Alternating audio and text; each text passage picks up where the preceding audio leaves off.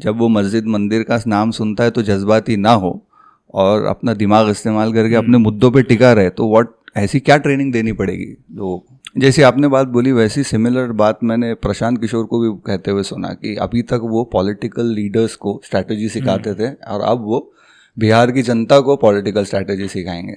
Story हमारे देश की रिसेंट डेकेड में सबसे बड़ी सक्सेस स्टोरी पॉलिटिक्स में रही नरेंद्र मोदी। करेक्ट। तो यू थिंक कि एवरीथिंग, जितनी भी स्टोरीज ये जो पॉलिटिशियन बनाते हैं, तो वो एक सोची समझी स्ट्रैटेजी होती है। जैसे कि कुछ लीडर्स ऐसे हैं जो बार बार कोशिश कर रहे हैं लेकिन हिट हो ही नहीं रहे, उनका एक नैरेटिव बन ही नहीं रहा। बिकॉज आप जो कह रहे हो कहीं कनेक्ट होता है राहुल गांधी से कि हर रिलीजन में लोग लड़ने मरने मारने दंगे करने तैयार हैं because they believe in a set of stories जो सामने वाला बिलीव नहीं करता। व्हाट आर द कॉन्ट्रास्ट जो आप हमारे महाराष्ट्र में जो होता है और केरला में जो होता है, एक एग्जाम्पल के जरिए बताइए कि क्या चेंजेस है वहाँ पे ज़मीन पे? आप जाके देखेंगे वहाँ पे मेंटल हेल्थ का डिपार्टमेंट है। अच्छा। गांव के सरकारी हॉस्पिटल में मेंटल हेल्थ का डिपार्टमेंट है। तो वरना उसे कपड़े फटे हुए और सर से खून भी निकल रहा है, तो आप क्या करेंगे? कपड़े देंगे या खून रोकने की कोशिश करेंगे? तो ये चीज़ समझना बहुत ज़रूरी है। लोग तो ये भी एंगल देखेंगे, लोग कपड़े तो फटा हुआ है हम कपड़े दे रहे, लेकिन ये पूरे एक वाइड एंगल से सोसाइटी को देखना और एक्चुअल प्रॉब्लम को समझना और उसका सोल्यूशन निकालना, ये सबसे इंपॉर्टेंट चीज़ है। कि आप पार्क कैसे करें, रॉन्ग साइड नहीं घुसे, सिग्नल को फॉलो करें। अगर आप ये नहीं कर सकते तो आप जिंदगी में कभी डेवलप नेशन बन ही नहीं सकते।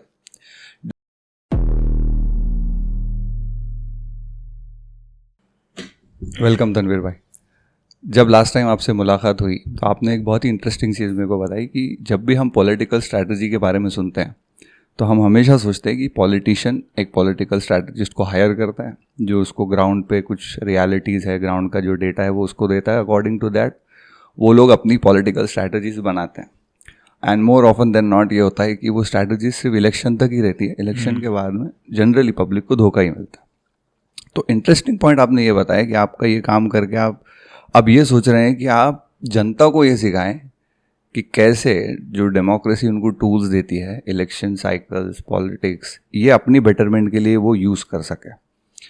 तो ये ऐसा करने का क्यों सोचा आपने और क्या है इसके पीछे, मतलब what is the idea behind it?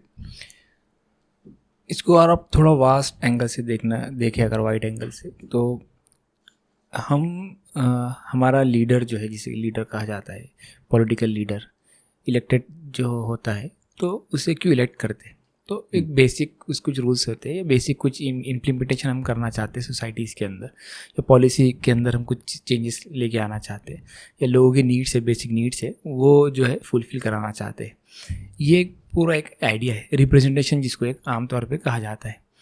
ये लोगों का है, लोगों के लिए है और लोगों के ज़रिए है। लेकिन आप देखेंगे जिस तरह आपने स्ट्रेटेजी की बात की है, तो ये इस तरह है आज इलेक्टेड लीडर्स को इलेक्ट करना, ये इस तरह है जैसे मार्केट के अंदर कोई ड्रेस सेल करना।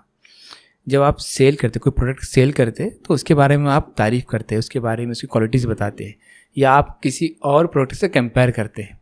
तो बेसिक साइकोलॉजी ये है कि इंसान एक तो तारीफ़ करने से अट्रैक्ट होगा, या फिर कंपेयर करने से जो है जो बुरा चीज़ जिसको लग रही है, जो कम बुरा लग रहा है, उसकी तरफ अट्रैक्ट होगा, उस तरह जो है प्रोडक्ट को परचेज़ करें। लेकिन सवाल यह है कि उसकी ज़रूरत है क्या प्रोडक्ट खरीदेंगी? वो जो प्रोडक्ट खरीद रहा है उसकी पर्सनल लाइफ में, उस सोसाइटी के अंदर कितना वैल्यूएबल रखता है। सेम चीज़ इलेक्शन को लेके, कि जिस लीडर को वो इलेक्ट करना चाह रहा है, जिस लीडर को वोट देना चाह रहा है, तो वो उसकी लाइफ में क्या चेंजेस लेके आ सकता है, वो सोसाइटी के अंदर क्या चेंजेस लेके आ सकता है। तो ये मेंटेलिटी के साथ लोगों ने वोट करना, इसके बजाय कि लोग क्या सेल कर रहे हैं और वो सेल को नैरेटिव से इम्प्रेस होकर वोट करना, दोनों में बहुत डिफरेंस है। तो मुझे लगता है कि ये सेकंड जो चीज़ है कि लोग अपनी ज़रूरत को समझे, अपने प्रॉब्लम्स को समझे, और वो प्रॉब्लम्स को कौन सॉल्व कर सकता है, एक हद तक, किस हद तक, पॉलिसी के लेवल पे या रिसोर्सेज के लेवल पे, वो जाके फिर वो लोग जो है वोट करें। तो बेसिक ये आइडिया है। तो जनरली अब जब आप अपन बोल रहे हैं कि people should vote the person जो उनकी जो बेसिक नीड्स है, जो उनके मुद्दे हैं, उनको सॉल्व करें, लेकिन एक वोटर तो यही सोच के वोट देता है कि ये लोग उसके मुद्दे सॉल्व करेंगे। जनरली ये सोच होती है लोगों की, लेकिन हर बार उनके साथ धोखा होता है। तो हाउ आप जो सिखाना चाह रहे हैं उससे लोग आपस में कोऑर्डिनेट कैसे कर पाएंगे कि एक स्ट्रैटेजी पे इतने सारे लोगों का एक एतमाद कैसे होगा, जिससे कि जहाँ पॉलिटिकल जो लाइंस है हमारी वो रिलीजन डिक्टेट करता है कि कौन किस कैम्प में रहेगा, उसके अंदर आप सिर्फ मुद्दों पे फोकस कैसे लेके आ सकते? क्या क्या ट्रेनिंग देना पड़ेगी किसी को कि उसको समझे कि वो मुद्दे, जब वो मस्जिद मंदिर का नाम सुनता है तो जज्बाती ना हो और अपना दिमाग इस्तेमाल करके अपने मुद्दों पे टिका रहे? तो व्हाट, ऐसी क्या ट्रेनिंग देनी पड़ेगी लोगों को? देखिए, एक तो इसका एक रिवर्स क्वेश्चन ये हो सकता है कि, या भी रिवर्स चीज़ ये हो सकती है उसकी, कि लोग इन चीज़ों पे इतनी जल्दी इन्फ्लुएंस क्यों हो जाते हैं? वो शायद मस्जिद मंदिर का हो, या आइडेंटिटी का हो, कास्ट का हो, रिलीजन का हो। इसका रीज़न ये हो सकता है कि उन्हें उनके प्रॉब्लम्स ही नहीं पता है कि वो एक्चुअल किन प्रॉब्लम के बीच में रह रहे हैं। ये सारे प्रॉब्लम्स उनसे जो छुपाए गए, या फिर वो उस तरफ देखना नहीं चाहते, या फिर उनको दिखाया नहीं जा रहा है। मुझे लगता है कि जब वोटर्स को वो प्रॉब्लम्स उनके सामने रख दिया जाएगा, जब उन्हें जो है बताया जाएगा कि सोसाइटीज़ में आपके बेसिक प्रॉब्लम्स ये है और उसका सोल्यूशन इस तरह होना चाहिए और ये सोल्यूशन ये लोग कर सकते हैं, तो तब जो है वो उसके बियॉन्ड जाके सोचेगा कि हाँ, अब मुझे आइडेंटिटी पॉलिटिक्स के अलावा ये प्रॉब्लम्स वाली पॉलिटिक्स जो है वो करने की ज़रूरत है कि कौन से प्रॉब्लम मेरे कौन कैंडिडेट सॉल्व कर सकता है। तो इश्यूज़ को बताना ये सबसे बड़ा इंपॉर्टेंट चीज़ है कि लोगों को उनके रियल इश्यूज़ पता हो, उनके प्रॉब्लम्स पता हो। एक फैब्रिकेटेड प्रॉब्लम्स अगर मैं प्रेजेंट कर रहा हूँ और लोग उसे अपना प्रॉब्लम समझ रहे हैं, ये एक बहुत बड़ा इशू है। लोगों को एक्चुअल प्रॉब्लम्स ही नहीं पता सोसाइटी के, उनके खुद के प्रॉब्लम्स नहीं पता। तो आइडेंटिफाइड करना ये एक बड़ा चैलेंज है और हम उसके लिए कोशिश कर रहे हैं। प्रॉब्लम्स क्या है ये तो समझना चाहिए, है ना। जनरली जैसे आपने बोला कि मैन्युफैक्चर्ड प्रॉब्लम्स है, कि ये बोलता है कि आपकी पॉपुलेशन कम हो रही है in compare to other religion, और लोग उसको प्रॉब्लम मानने लगते हैं। और जनरली लोग दूसरे कास्ट के लोगों को या दूसरे रिलीजन को उस प्रॉब्लम्स की वजह समझते हैं। तो अगेन बात वही हो जाती है कि दे आर सेइंग कि हाँ हमारी प्रॉब्लम हम समझ चुके हैं, लेकिन वो मैनिपुलेट किए जा रहे हैं पॉलिटिकल फिगर्स के द्वारा। ठीक है, अब इसके अंदर तो आई अंडरस्टैंड कि इसमें बहुत काम करना पड़ेगा, क्रिटिकल थिंकिंग और सवाल पूछना, अपने बायसेस को कैसे सवाल पूछे वो करना पड़ेगा। लेकिन जैसे more and more social media का लोग आदी हो रहे हैं, सब अपने एको चेम्बर्स में फंसे हुए हैं, तो आपका काम इतना आसान तो लग नहीं रहा। बिल्कुल आसान नहीं है, मतलब बहुत लॉन्ग टर्म काम है। और ये ऐसा नहीं है कि मैं आज शुरू करूँगा कि मैं और मेरे ऐसे बहुत लोग जो सोच रहे हैं वो आज शुरू करेंगे और कल इसका रिजल्ट आ जाएगा। ये जो आज जो जिसे हम बड़ा प्रॉब्लम समझ रहे हैं, जिसे सॉल्व करने की कोशिश कर रहे हैं, तो ये भी अचानक नहीं आए, ये भी एक धीरे धीरे आज प्रॉब्लम सोसाइटी का प्रॉब्लम बना है। तो हम सोच रहे हैं कि इसकी शुरुआत करें। हो सकता है कि इसके अलावा भी बहुत सारे लोग काम कर रहे होंगे इस चीज़ को लेके, उनसे कलेक्ट करें, एक टीम बनाए, एक कोऑर्डिनेशन करे और सोसाइटी में धीरे धीरे इसका काम करना शुरू करें। हो सकता है कि 10 साल, 20 साल, 100 साल या 200 साल के बाद शायद लोग इसके ऊपर सोचे। जैसे आपने बात बोली वैसी सिमिलर बात मैंने प्रशांत किशोर को भी कहते हुए सुना कि अभी तक वो पॉलिटिकल लीडर्स को स्ट्रैटेजी सिखाते थे और अब वो बिहार की जनता को पॉलिटिकल स्ट्रैटेजी सिखाएंगे। तो उसके आप क्या ऑब्जर्वेशन है आपका कि उनकी जो स्ट्रैटेजीज है जो वो यूज़ कर रहे हैं, आपके लिए कुछ बेनिफिशियल है वहाँ से कुछ? प्रशांत किशोर आईपैक जो उनकी कंपनी थी उसके अंदर एक अच्छा खासा एक्सपीरियंस रहा है उनका, और काफ़ी चीज़ें उनके रिजल्ट वगैरह देखने के लिए मिले भी है, पॉजिटिव नेगेटिव दोनों। अब वो जो है अपनी पॉलिटिक्स को लेके आए और पॉलिटिक्स के अंदर कुछ मुद्दे उन्होंने उठाए हैं बिहार के अंदर वो जो है एक्सपेरिमेंट करना चाह रहे। देखते असल में क्या है, जब रिजल्ट आते हैं, जब कितना लोग मूवमेंट को वोट्स में कन्वर्ट कर पाते हैं, एक्चुअल ये बहुत मायने रखता है। तो वो जब रिजल्ट आएंगे, कितना लोगों को समझा पाए, कितना वोट को उन्होंने कन्वर्ट कर पाए और कौन से मुद्दों के ऊपर वो पॉलिटिक्स कर रहे हैं, ये तमाम चीज़ों देखने के बाद, एनालाइज करने के बाद समझ में आएगा कि हमें भी काफ़ी चीज़ें सीखने को मिलेंगी कि किस तरह उन्होंने मूवमेंट बनाया है, अभी मूवमेंट बनाने की कोशिश कर रहे हो, कौन से मुद्दे उठा रहे हैं, तो वो मुद्दे कितने कैच कर पा रहे हैं लोग, कौन सा तरीका है उनका उठाने का और कितना वोट्स में कन्वर्ट कर पा रहे हैं। तो वो एक पूरा देखने के बाद को एनालिसिस करके पता चलेगा। टू सून टू जज अभी ऐसा है। यस, ठीक है ना। अब डेमोक्रेसी में और इलेक्शन प्रोसेस में जितनी भी ये दुनिया है, उसका सबसे फ्रस्ट्रेटिंग पार्ट जो मेरे को लगता है वो ये है कि कुछ लोग हमारे समाज में अपने पॉलिटिकल लीडर के इमोशनली अटैच हो जाते हैं, उनसे बहुत बड़े फैन बन जाते हैं। तो आपको एक स्पेक्ट्रम पे 2 एक्सट्रीम एंड्स देखने को मिलते हैं। एक जो लोग कंप्लीटली इग्नोर करते हैं, है ना, कि स्पेशली मेट्रो सिटीज़ में, बड़ी सिटीज़ में जब मैं किसी से बात कर रहा था तो लोग इसको एक स्टाइल समझते हैं या एक अच्छी क्वालिटी समझते हैं कि यार मैं उस गंदगी में नहीं पड़ता, I don't get involve in politics, है ना, ऐसे एक स्टेटमेंट।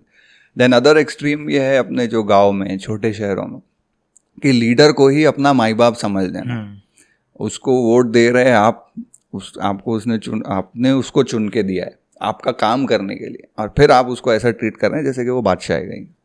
तो ये कितना फ्रस्ट्रेटिंग है आपके काम के अंदर जब आप ग्राउंड पे जाते हैं। देखिए, असल में ये एक मेंटेलिटी है इस चीज़ की कि जैसा आपने 2 वर्ड इस्तेमाल किए, मेट्रो और जो छोटे विलेज होते हैं, उस तरह मेट्रो सिटीज़ के अंदर वो लोग कहा कि जो कहीं ना कहीं स्टेबल है लाइफ के अंदर, उनको लगता है कि वो फॉर एग्जांपल कॉर्पोरेटर मेरा क्या काम है, मेरा इतना खासा 5-6 डिजिट 7 डिजिट मेरा सैलरी है ना, और प्लस अच्छा घर है, कार्स है, सारी मैं पेड चीज़ों से अपनी फैसिलिटीज़ को हासिल कर सकता हूँ।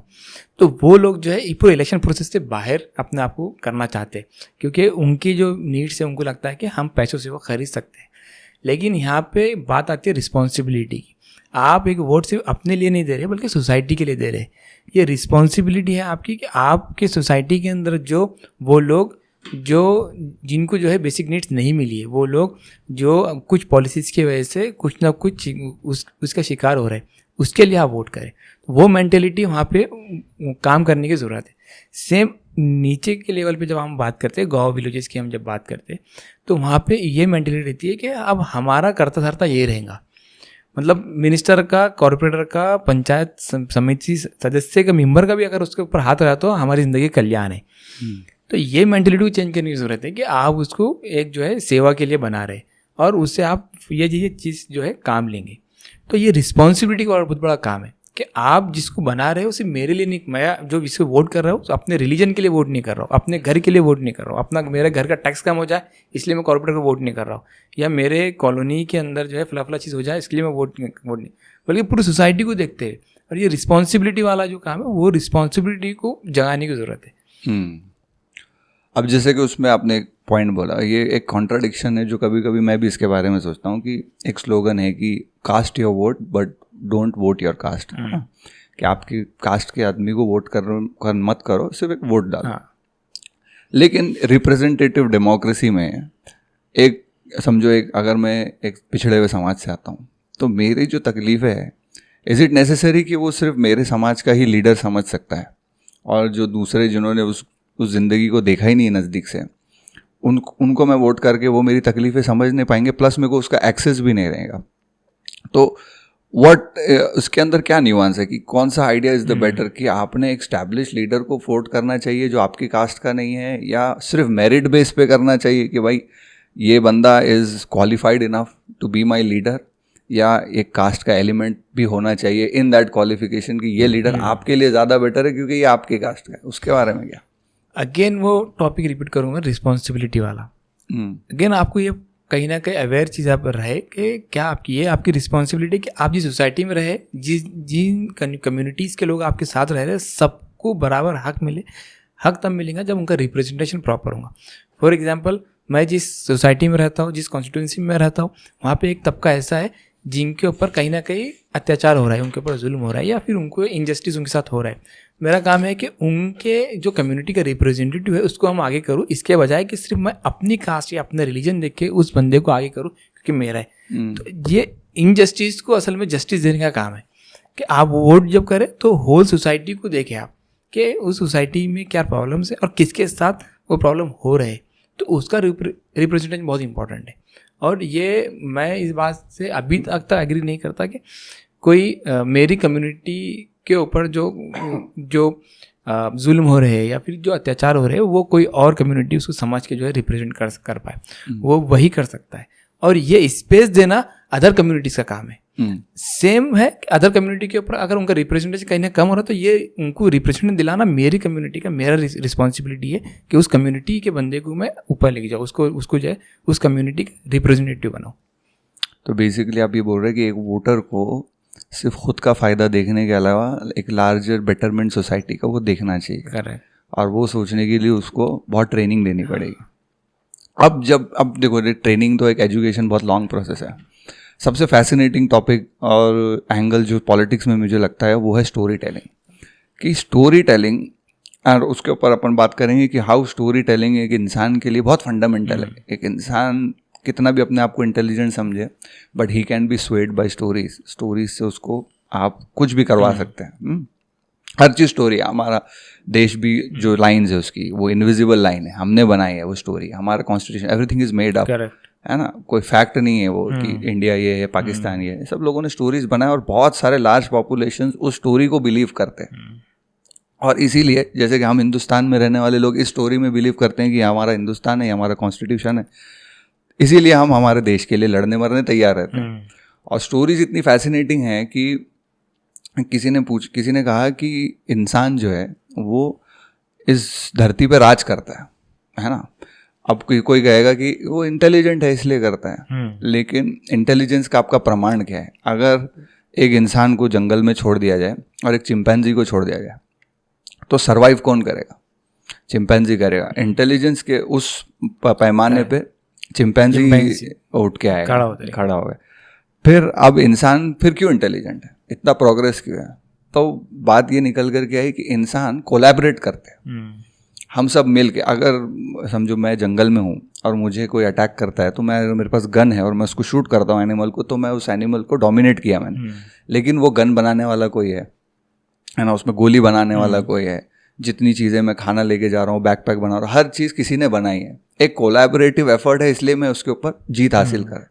तो बेसिक आइडिया ये है कि इंसान एक जगह आके काम कर सकते हैं।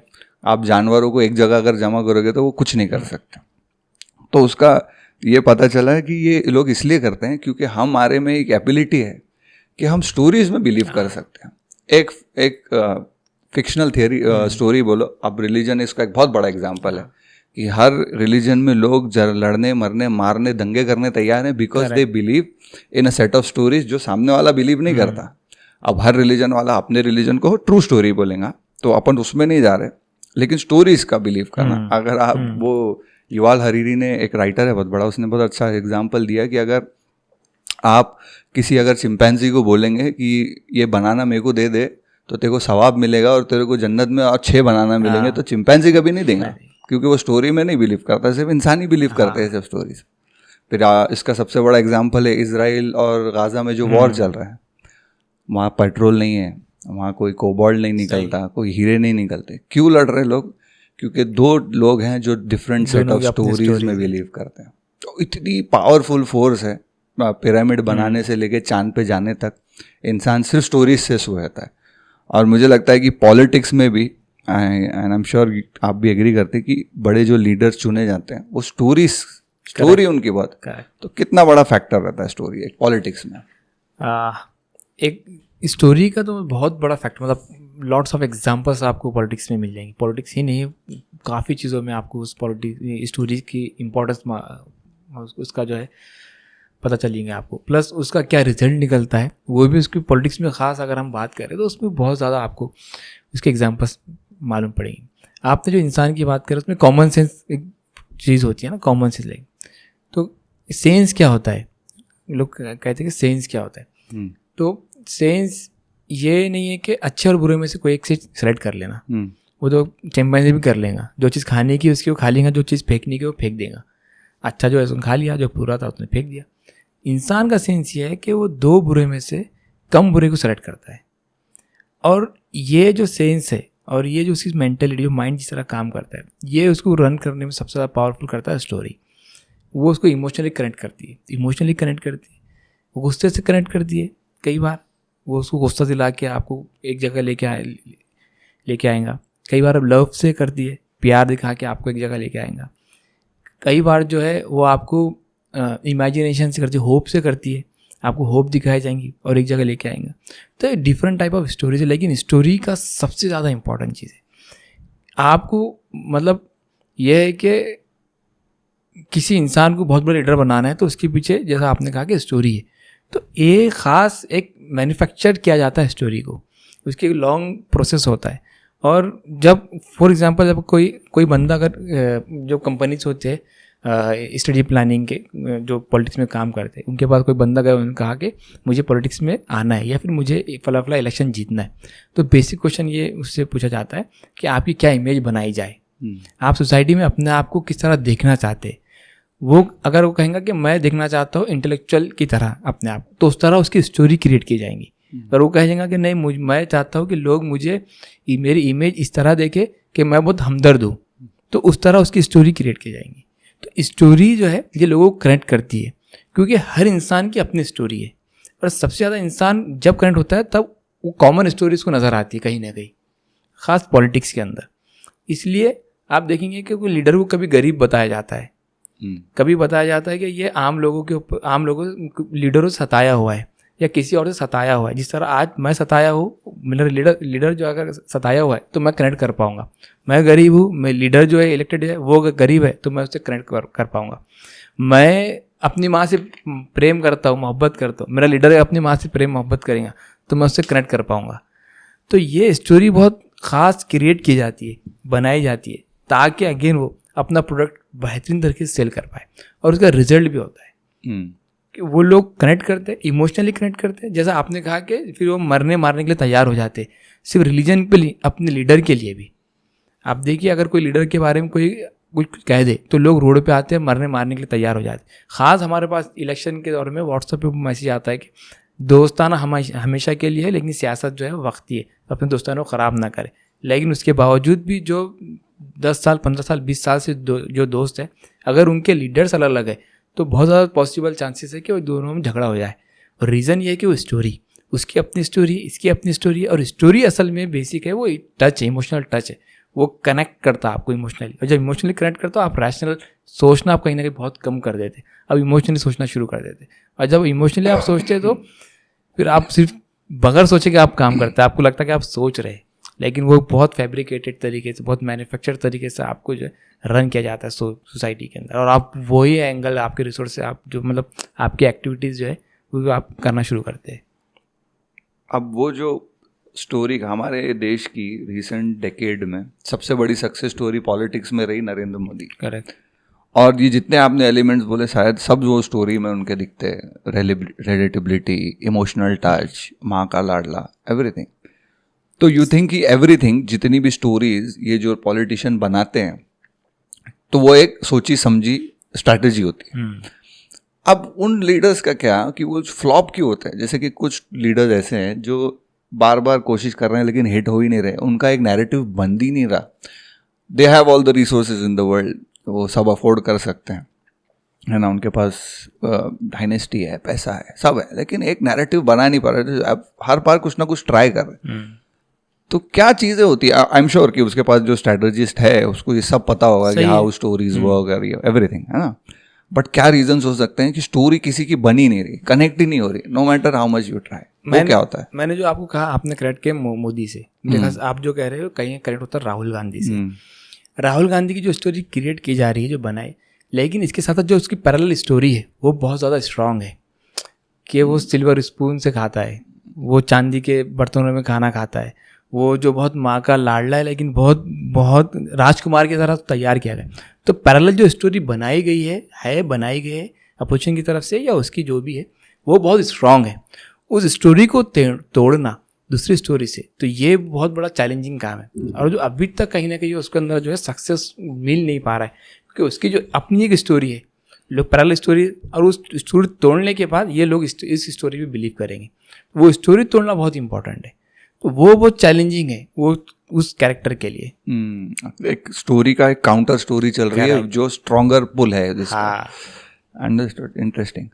अब एक और जो क्रिटिकल या एक करप्शन से रिलेटेड जो मुद्दा पॉलिटिक्स में होता है, उसके अंदर क्या है कि ये भी एक स्टोरी से रिलेटेड है, कि इन द सेंस कि लोग मानते हैं कि रिलीजन एक बहुत बड़ी स्टोरी है, सबसे सक्सेसफुल स्टोरी है। कोई कहता है कि, है ना, किसी ने किताब लिखी जो पुरानी चल रही है वो सबसे, लेकिन हमारे ज़माने के सबसे सक्सेसफुल स्टोरी टेलर्स इकोनॉमिस्ट हैं। लोग समझते हैं economy is based on logic, लेकिन इकोनॉमी के जो बेसिस है वो स्टोरी है। पैसा जो है वो रियल नहीं है, पत्थर पानी रियल है, पानी से प्यास बुझती है, आग से खाना पकता है।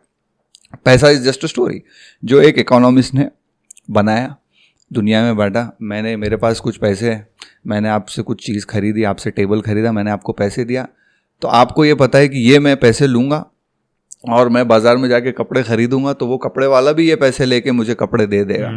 वो भी बिलीव करता है कि वो पैसे लेगा तो उसको रॉ मटेरियल मिलेगा। तो एज लॉन्ग एज ये पूरी चेन में people believe in the same story, money works, पैसा काम करता है। अदरवाइज क्रिप्टो में भी अगर आप देखोगे कि जो बिटकॉइन चलता है ना, तो बिटकॉइन में सबसे पावरफुल है वो संतोषी नाकामोटो की स्टोरी कि वो बना के चला गया और ये ऐसा है, जितनी भी उसके फोकलोर उसके पीछे चलता है। जिस दिन उसके ऊपर मानना लोगों ने बंद कर दिया, वो खत्म हो गया। सही।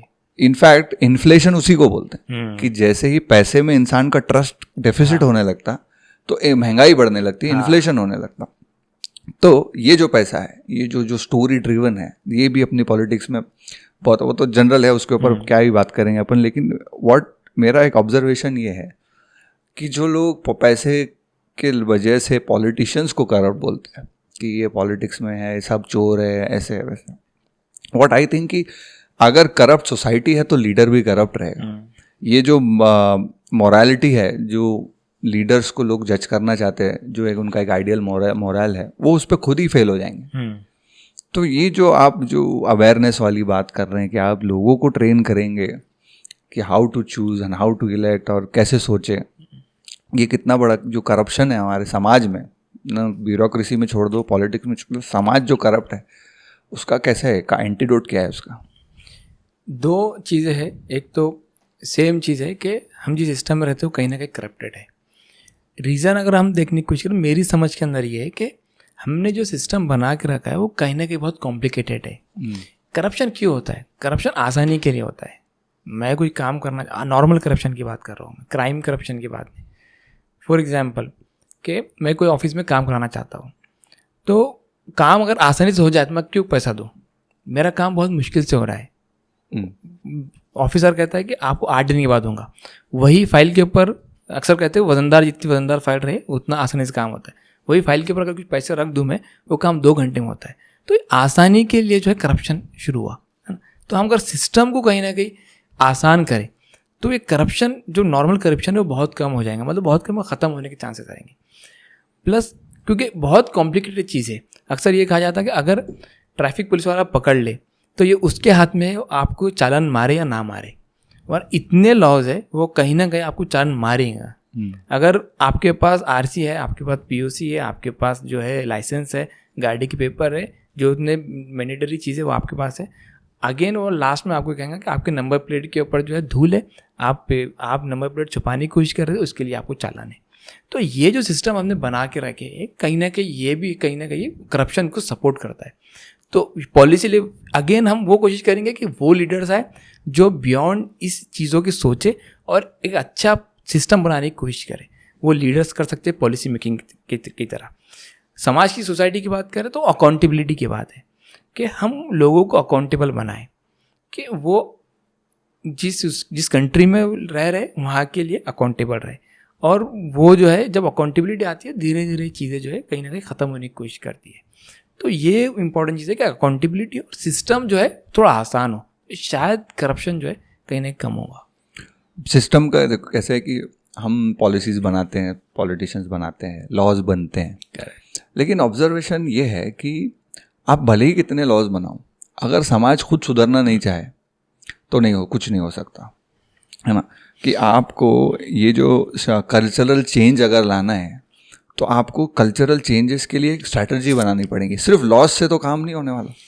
ऐसा नहीं, अगर आप देखेंगे बहुत सारे कॉन्स्टिट्यूशनल अमेंडमेंट एक्ट 1992 जो 73rd अमेंडमेंट है कॉन्स्टिट्यूशन का, जिसके अंदर लोकल बॉडीज़ को पावर दिया गया कि पंचायत समिति के पास पावर रहेगा, लोगों के पास पावर रहेगा कि वो अपनी पंचायत समिति का रिप्रेजेंटेटिव तैयार करें। केरला के अंदर आप उसकी बहुत अच्छी एग्जाम्पल देख सकते हैं। एक लॉ है, लॉ इम्प्लीमेंट हो गया, उसके रिजल्ट आप जो है रिजल्ट सोसाइटी में कैसे रिजल्ट आप देखने के तो आप केरला के अंदर आप जाके देखिए, उनके लोकल बॉडीज बहुत स्ट्रांग है। वो अमेंडमेंट एक्ट की वजह से लोकल बॉडी स्ट्रांग हुए। लोकल बॉडी स्ट्रांग होने की वजह से आप जब गाँव के अंदर विजिट करेंगे तो वहाँ पे हमारे पास जो अर्बन और रूरल कंसेप्ट है तो वहाँ पे वो कंसेप्ट ही नहीं है। हमारे पास जो डेफिनेशन में गाँव आता है तो उनके पास वो डेफिनेशन के अंदर गाँव कोई गाँव नहीं आएगा।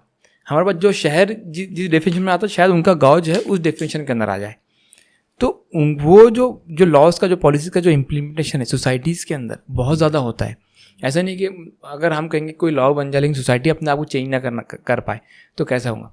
सोसाइटीज़ कलेक्टिव काम करती है ना, कलेक्टिव काम। तो जब आप चीज़ें इस तरह ऊपर से नीचे लेके आएंगे कहीं ना कहीं वो धीरे धीरे वो कलेक्टिव काम होगा। तो ये सोसाइटी पॉलिसीज़ और लॉज बहुत मैटर करते हैं सोसाइटी को चेंज करने में। ये ज़रूरी है कि कलेक्टिव चेंज, लेकिन इसकी अपनी एक इम्पोर्टेंस है और मुझे लगता है कि ये बहुत पावरफुल है। जब मैं केरला गया था तब ये ऑब्जर्व किया, मेरा सेम ऐसी था कि जब तक सोसाइटी अपना को ना बदले तो सोसाइटी कैसी बदलेगी।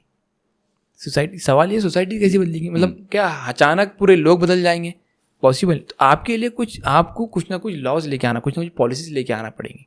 और वो फिर ज़रूरी नहीं है कि आज अगर मैं पॉलिसी लेके आ जाऊँ सब उसके ऊपर जो है अमल करना शुरू कर दे, वो धीरे धीरे होगा। लेकिन सोसाइटी को चेंज करने में पॉलिसी और लॉ का बहुत बड़ा रोल है। तो मुझे लगता है कि ये जब कोई अच्छा लॉज बनते हैं, अच्छे पॉलिसीज़ बनते हैं, तो धीरे धीरे वो कहीं ना कहीं जाके एक लॉन्ग टर्म प्रोसेस के अंदर वो कलेक्टिव कॉन्शियसनेस बन जाता है सोसाइटी का। लोग फिर ऑटोमेटिक उसके ऊपर काम करना शुरू कर देते हैं। तो क्या आपने, अब जैसे ये तो अपन थियोरी की बात करें, अब आपको बोल रहे हैं कि केरला में ये आपने उसका एग्जाम्पल लिया, तो व्हाट आर द कॉन्ट्रास्ट जो आप हमारे महाराष्ट्र में जो होता है और केरला में जो होता है, एक एग्जाम्पल के जरिए बताइए कि क्या चेंजेस है वहाँ पे ज़मीन पे, क्यों इतना डेवलप्ड, इतना एजुकेटेड जितना हम सुनते हैं सच में? बिल्कुल। आप कलासरिया जहाँ मैं विजिट करने गया था, तो कलासरिया पंचायत है, पंचायत का ब्लॉक पंचायत उनका ब्लॉक सिस्टम है वहाँ पे इलेक्शन के। तो ब्लॉक पंचायत ऑफिस है वहाँ। मैं तो कहूँगा कि अगर लोग जो जा नहीं सकते तो एटलीस्ट यूट्यूब पे जाके सर्च करें कलासरिया पंचायत। कलासरिया, हाँ अच्छा, कलासरिया पंचायत आप विजिट करेंगे जब आपको पता चलेगा कि उनका ब्लॉक ऑफिस किस तरह है। शायद हमारे पास का जिस शहर में हम रह रहे हैं औरंगाबाद में स्मार्ट सिटी ऑफिस हम लोगों ने जो बनाए हैं, तो उससे अच्छा कहीं ना कहीं वो ऑफिस है जो पंचायत का ऑफिस है। प्लस उन्होंने लोकल के अंदर एम्पावरमेंट के लिए कई चीज़ें जो है इनिशिएटिव्स लिए हैं।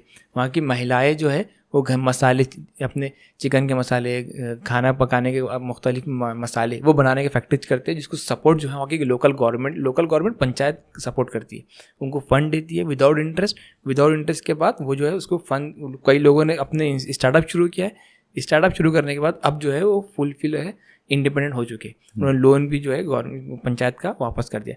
तो ये छोटे छोटे स्टार्टअप जी किया कि पंचायत के अंदर स्टार्टअप्स के लिए फंड दिया जा रहा है। पंचायत के अंदर वेस्टेज का बाइफिकेशन करने का एक प्लांट है, इसके अंदर प्लास्टिक का दाना है, इस तरह की जो फैक्ट्रीज है ये पंचायत समिति ने इम्प्लीमेंट किया। वहाँ के लोगों को रोज़गार मिला, वहाँ के लोगों का जो वेस्टेज जो है प्रॉपर बाइफिकेशन हो रहा है और इसका जो प्रॉफिट आता है प्लस अगेन जो है वो वहाँ के एम्प्लॉयमेंट जो एम्प्लॉय है उसमें जो है डिस्ट्रीब्यूट करते हैं सैलरी के बाद भी।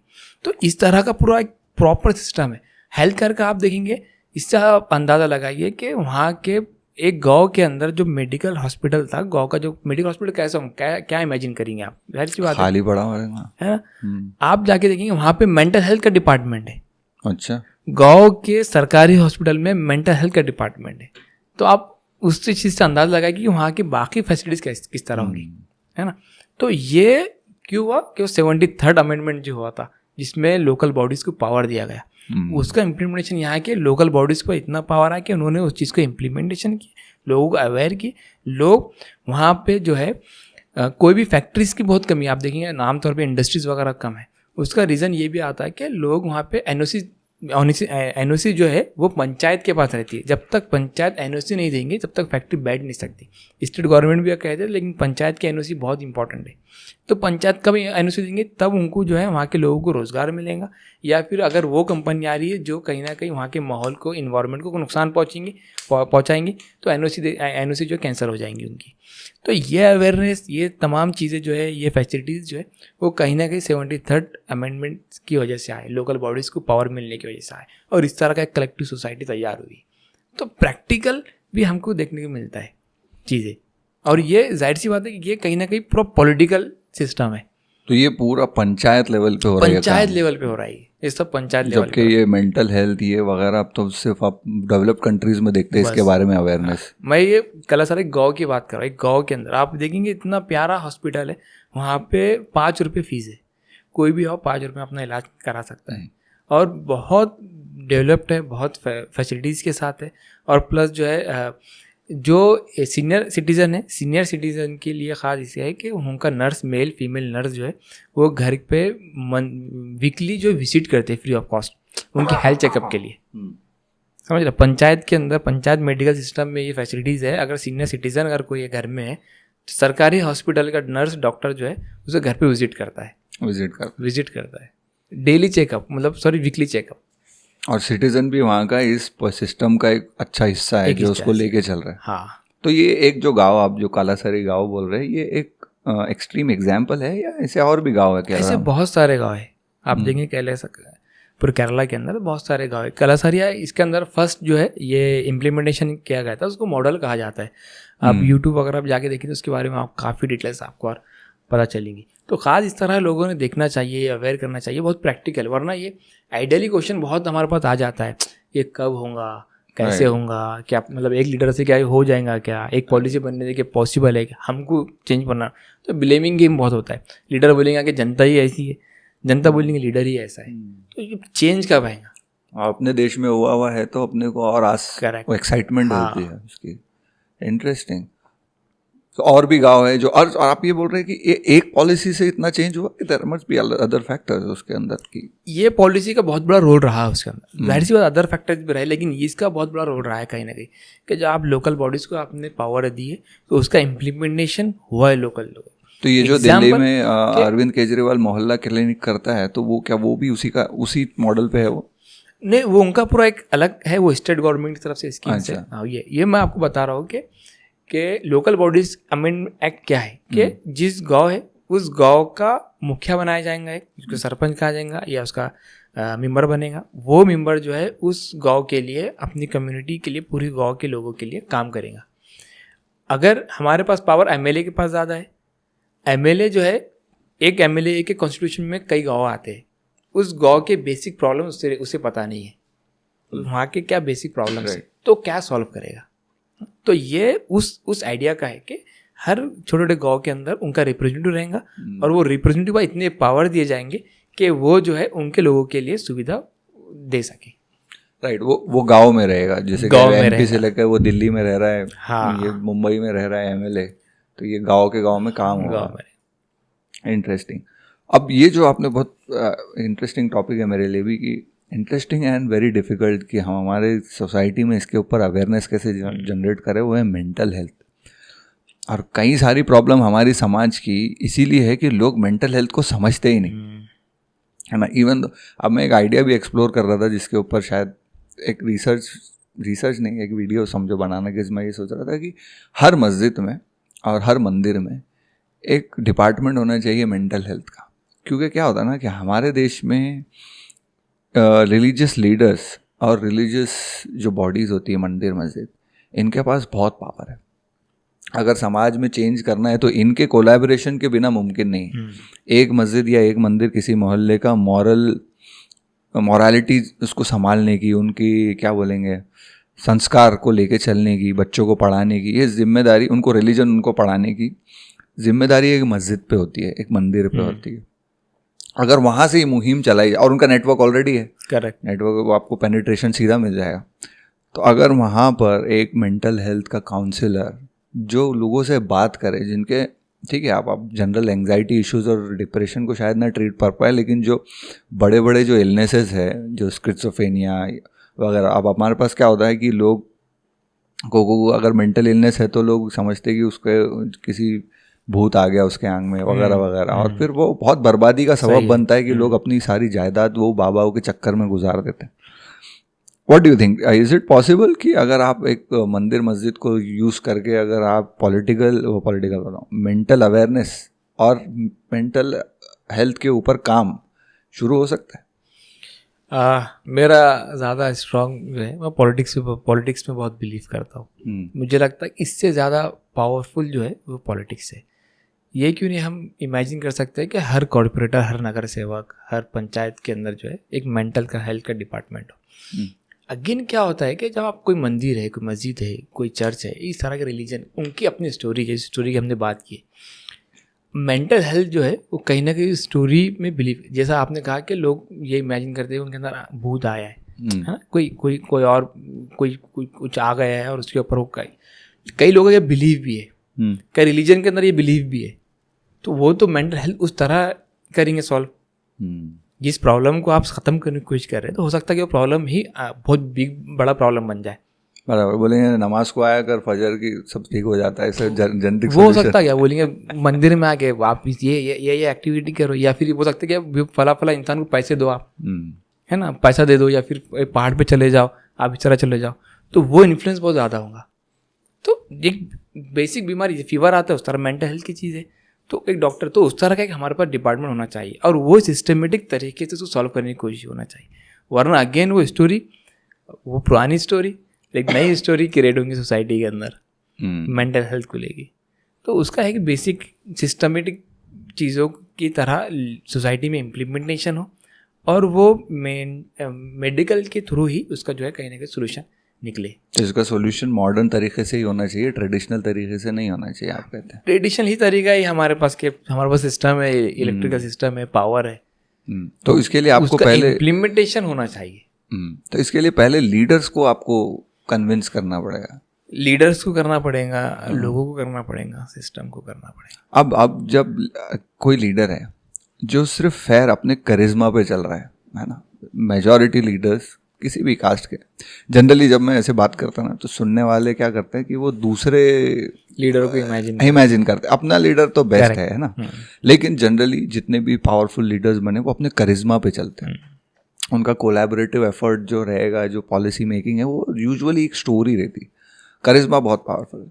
तो ये आपके काम में कितना बड़ा अड़थड़ा है कि जब एक इंसान वो अपने करिश्मा पे रिलाई कर रहा है ना। फॉर एग्जांपल अगर एक लीडर है वो बोल रहा है कि मैं रिलीजन को एवोक कर दूंगा भाई, मैं मंदिर का नाम ले लूंगा, लोग पीछे आ जाएंगे, तुम्हारी स्ट्रैटेजी इसका मेरे को क्या काम, क्यों मैं इसमें दिमाग डालूं, तो फिर वहाँ कैसे करो? अगेन जो जहाँ से डिस्कशन शुरू हुआ था हमारा कि हम लोगों को एक्चुअल प्रॉब्लम्स बताएंगे।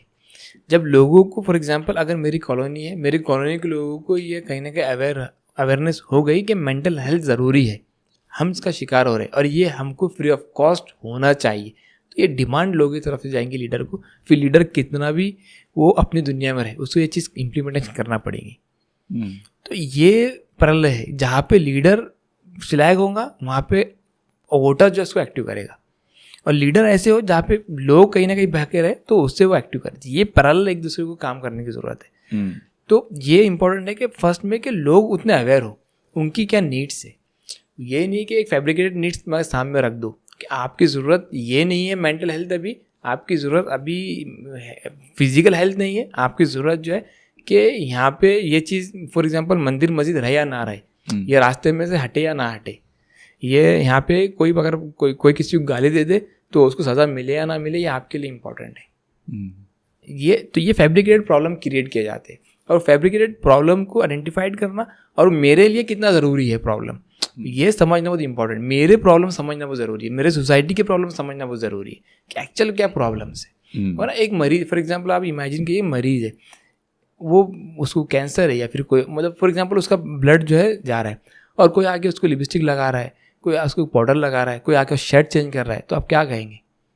चेंज तो हो रहा ना, लोग चेंज की बात करते हैं, चेंज तो हो रहा है, चेंज रुका नहीं, लेकिन जिस चीज़ का चेंज होना चाहिए, जिस चीज़ पे काम होना चाहिए वो काम नहीं हो रहा है। ये सबसे इंपॉर्टेंट चीज़ है कि आपकी क्या नीड्स है, उस मरीज़ की क्या ज़रूरत है, उसको वो चीज़ मिलनी चाहिए।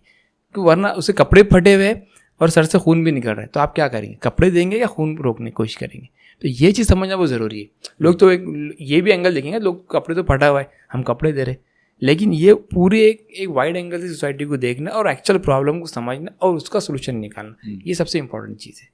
फंडामेंटल्स पे काम हो, फंडामेंटल पर काम हो। अभी एक हाइपोथेसिस ने एक वीडियो मैंने बनाया था इसके ऊपर कि मैं ये कह रहा था कि अगर एक शहर के लोग ट्रैफिक रूल्स अगर फॉलो नहीं कर सकते कि आप पार्क कैसे करें, रॉन्ग साइड नहीं घुसे, सिग्नल को फॉलो करें, अगर आप ये नहीं कर सकते तो आप ज़िंदगी में कभी डेवलप नेशन बन ही नहीं सकते। डेवलप मोहल्ला बनेगा तो डेवलप शहर बनेगा, डेवलप शहर तो develop state and develop country. लेकिन जब तक आपके अंदर ये समझ नहीं है कि आप गाड़ी कैसे चलाएं, जो कि हमारे यहाँ जनरली कोई बहुत रेयरली, आई थिंक अगेन वो केरला वगैरह में वहाँ पे अगर होगा तो होगा, लेकिन यहाँ तो बहुत एक दूसरे के लिए रिगार्ड नहीं है। कि मेरे वजह से किसी और को तकलीफ होगी, इसकी तो कोई परवाह ही नहीं है। एंड इनफैक्ट ये तो एक आम लोगों को तो मैं दिखता ही हूँ, लेकिन जो लोग ये प्रीच करते हैं कि जैसे कि मौलाना लोग हो गए, आप उनको भी देखोगे कि वो भी इतने अनअवेयर है कि वो भी गाड़ी कहीं पार्क कर देंगे, कहीं खड़े हो जाएंगे। तो ये समाज जो है, जो कभी तरक्की नहीं करेगा, क्योंकि इसकी सोच ही ऐसी, एक दूसरे के रिगार्ड ही नहीं करता। आप जो बोल रहे हो कि वो वोट करे ये सोच के कि हमारा एक लार्जर गुड क्या हो, दूसरे कम्युनिटी, खुद की कम्युनिटी नहीं चाहिए, आप बोल रहे हो कि दूसरे कम्युनिटी के हिसाब से ये वोट करे। जो इंसान गाड़ी नहीं लगा सक रहा अपने ढंग से, रॉन्ग साइड चलाता है, दूसरों की जान रिस्क पे दे देता है ना। इट्स नॉट अबाउट एक छोटा सा सिग्नल तोड़ दिया, वो किसी की जान और जाती है ना, लोगों की जान जाती है। करेक्ट। उसको उसकी समझ नहीं है, उस पर काम कैसे करोगे आप? असल में मतलब ये मेरे ज़्यादा आप समझेंगे साइकोलॉजी को और चीज़ें, लेकिन एक ये भी है कि इंसान ब्लेम बहुत करता है दूसरे पे, और ये स्कूल से होता है। फॉर एग्जांपल कि टीचर ने कोई बच्चा उठाया, कोई शरारत कर रहा था, उन्हें ये नहीं कहा कि मैं नहीं कर रहा था, उन्हें कहा ये भी कर रहा था, या ये भी करता, आप मुझे क्यों मार रहे, ये भी। तो ये जो है ना कलेक्टिव कॉन्शियसनेस, जो मैं आपकी बात कर रहा कि हमारे पास कहीं ना कहीं लोग जब बात करेंगे तो लोग कहेंगे कि सिस्टम ही करप्टेड है। वो जो लोग सिस्टम बैठे तो वो खुद जो है अपने नियम को फॉलो नहीं कर रहे, तो हम क्यों करें? ट्रैफिक पुलिस वाला जो है वो करप्टेड है, तो मैं क्यों सिग्नल पे रोकूं? मुझे पता है ना, मैं अगर तोड़ भी दूंगा तो 50 रुपये 100 रुपये देके छूट जाऊंगा। मैं अगर रॉन्ग साइड गाड़ी पार्क भी कर दिया तो मुझे गाड़ी मेरी उसने लेके चला गया तो 100 200 500 रुपये लेके मैं गाड़ी लेके आ जाऊंगा। तो करप्टेड जो चीज़ है ना, तो वो ब्लेमिंग वाला है। लोग अपने रिस्पॉन्सिबिलिटी छोड़ के जो है लोगों की रिस्पॉन्सिबिलिटी पे ज़्यादा केयर करते। लोग पहले रिस्पॉन्सिबल बन जाए तब मैं बनूंगा। तो ये आपको जो बोला कि अकाउंटेबल होना बहुत ज़रूरी है, वो करप्शन के में भी है, और ख़ास जो है आप जिस सोसाइटी में रहे हो वहाँ के लॉज को लेके भी है। फिर अगेन लॉज इतने कॉम्प्लिकेटेड भी ना हो कि इंसानी फितरत में बहुत मुश्किल हो जाए कि आप जगह जगह उसको फ़ाइन लगा दिए, आप जगह जगह जो है इस पर पाबंदी तोड़े। वो बहुत नेचुरल तरीके से हो और सिस्टम को अच्छे से रन करने वाले हो, तो तब जो है वो सिविक सेंस आपके अंदर पैदा होता है कि नहीं, मेरे वजह से जो है कहीं ना कहीं किसी और को नुकसान होगा। तो वो है ना कि आप लोगों के साथ इस तरह व्यवहार ना करें जिस तरह आप चाहते हैं, लोगों के साथ उस तरह व्यवहार करें जैसे लोग चाहते हैं। तो ये बहुत इंपॉर्टेंट है कि आप लोगों की तरह कहीं ना कहीं, अगर किसी को आवाज़ से तकलीफ है तो आप अपनी आवाज़ कम कर दें। किसी को आप देखिए ना, बहुत बेसिक चीज़ है ना कि आप हर जगह लिखा था हॉस्पिटल के पास नो हॉर्न पर, लेकिन किसी को पता ही नहीं कि हॉर्न सब बजा रहे तो कोई ना कोई बजा ही देगा। तो ये सेंस पैदा करना बहुत ज़रूरी है। और ये दोनों अगेन वो कलेक्टिव काम है कि वो सिस्टम भी कहीं ना कहीं उस तरह का चेंज करने की कोशिश करे और लोग भी अपने आप में कहीं ना कहीं चेंज करने की कोशिश करें।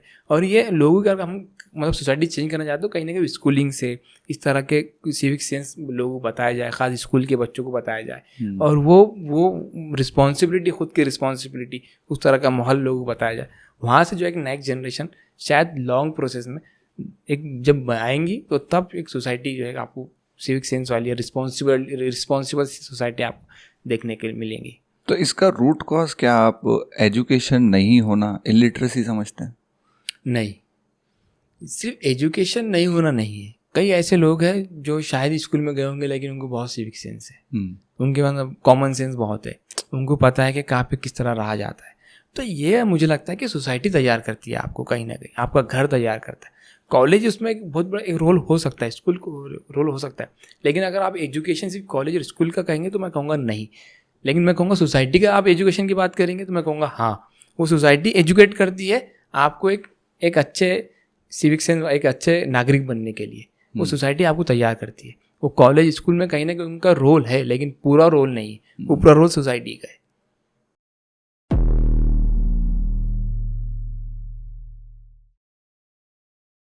कि हमारे जो मोहल्ले, जो मुसलमानों के मोहल्ले जहाँ से मैं पला बड़ा हूँ, वहाँ पे मैंने देखा कि सबसे बड़ा इशू ये है कि हमारे पास लड़कियों के लिए कोई स्पेस नहीं है ना। हमारी घर की लड़कियाँ बाहर निकल के टेनिस नहीं खेल सकती, वो वॉक पे नहीं जा सकती, कुछ नहीं कर सकती, भले ही वो बुरखे में है, लेकिन उसको घूरने वाले हमारे ही लोग हैं जो खड़े हैं।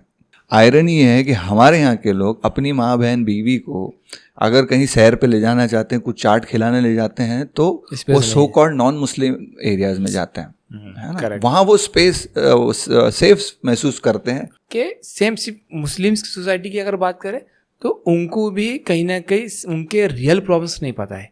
ओवर एम्फोसिस पर्दे के ऊपर, है ना, बुरखे के ऊपर। वो कितना भी उसके बॉस से गाली खा लेंगे, लेकिन बीवी ने अगर कुछ उससे कह दे तो वो बर्दाश्त नहीं कर सकता। तो ये क्योंकि वो पावर हासिल, जहाँ पे वो कमज़ोर है वहाँ कमज़ोर रहेगा, लेकिन औरत के सामने हमेशा पावरफुल हासिल करना चाहता। कि मुस्लिम लड़कियों को जो है कोई और कास्ट के और कोई रिलीजन के धर्म जो है वो बहुत वो खास उनको ट्रैप कर रहे हैं, उनको लव के अंदर ले जा रहे हैं और शादी कर रहे हैं और इस तरह बहका रहे। उसके सोल्यूशन के लिए हमने एक मीटिंग रखे है। मैं ये चाह रहा हूँ कि लड़की बुरखा भी पहने, बुरखे के अंदर क्या पहने वो मैं डिसाइड करूँ। सबसे बड़ा रीज़न औरतों की दुश्वारी का और औरतों की ग़ुलामी का मुझे लगता है कि जहाँ उनको इनहेरिटेंस नहीं मिलता, वो सबसे बड़ा रीज़न है कि औरतों को पता ही नहीं कि उनको भी ये हक है। जब वो असर तो कब करेंगी तब उसे कम से कम रियलाइज़ होगा, हाँ ये मेरी चीज़ मुझे चाहिए था, ये मुझे मिलना चाहिए, ये मेरा हक है। अब जैसे कि 5 लोगों ने एक आदमी की लिंचिंग कर दी, मार दिया, अब वो 5 लोग अपने अपने घरों में गए, अपने मोहल्ले में गए। आपके मोहल्ले में एक मर्डरर है,